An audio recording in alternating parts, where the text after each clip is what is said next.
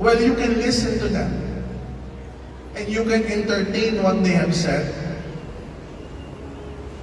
Or pwede mong sabihin sa sarili mo, I am limitless.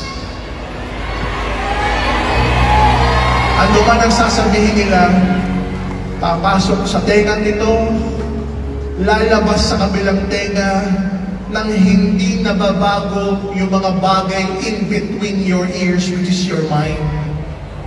Hindi babaguhin ang salita sa labas, ang salita sa loob. Ano yung salita sa loob? Sabi ng isipan mo, kaya mo yan. Sabi ng isipan mo, limitless ka.